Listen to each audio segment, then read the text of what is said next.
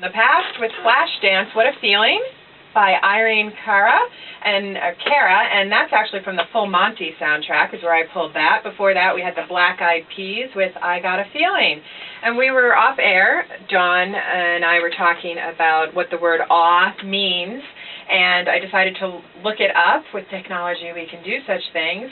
And according to the Oxford English Dictionary, it means immediate and active fear, terror, and dread.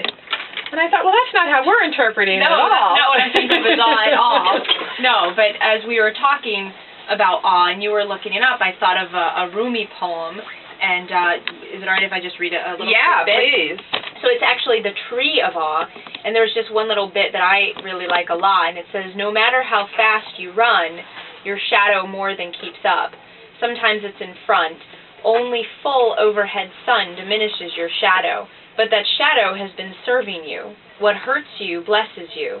Darkness is your candle. Your boundaries are your quest. I can explain this, but it would break the glass cover on your heart, and there's no fixing that. You must have shadow and light source both. Listen and lay your head under the tree of awe. I don't know. I just was thinking of it as you looked up awe. And I wanted to talk about it, but it said right in there that we shouldn't actually try to explain it. I know. But it's a radio show, and I don't think we can sit here in silence and appreciate Rumi's poetry. For people who are curious, you can Google Rumi, R-U-M-I. He's a Sufi poet, and his work, or the translations of his work, are quite inspiring. And what does that poem mean to you about the shadow? Well, as far as for me personally, the shadow, the darkness, and the light, I mean, they both exist, you know, and so to pretend that, you know, we don't get angry or we don't get depressed or something like that, I just don't think it's realistic. I don't think it serves us, you know, and to acknowledge that, you know, we have our ups and downs, and that makes the ups that much sweeter and that much more enjoyable. But this part here, your boundaries are your quest, I just absolutely, I love that. I love that so much because, you know, for me, you can feel your boundaries. I'm always thinking yoga. So, you know, you can find your boundaries in these poses and these postures, and then know that you can go so much deeper and you can expand so much more beyond that, you know, just by your breathing and feeling yourself on the ground and just finding within your own body how amazing that posture can feel, or the movement can feel in your body. And I think if we want to tie in the definition awe and the fear, like when you're in awe of something, it's like you're standing in the presence of the unknown. Right. And that can be fearful and frightening. And when we start to look at parts of ourselves that we don't know or that we've repressed because we don't want to know, it's a little scary, but you have to go through it, you know, through the darkness to get to the light. Absolutely. If that makes sense.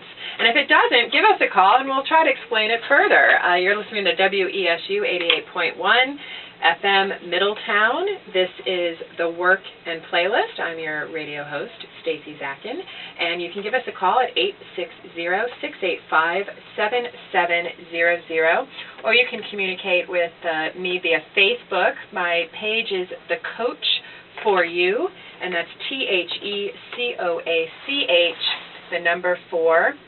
YOU. A couple people, my cousin Lou Zakin acknowledged that he was listening I love it. Via Facebook, so thank you. And Sherry Pollock in Los Angeles, thank you. Brian Geringer in Atlanta often listens, so if you're tuning in tonight. And if anyone else wants a shout out or has a recommendation for a future topic or a song, again, contact me via phone or Facebook.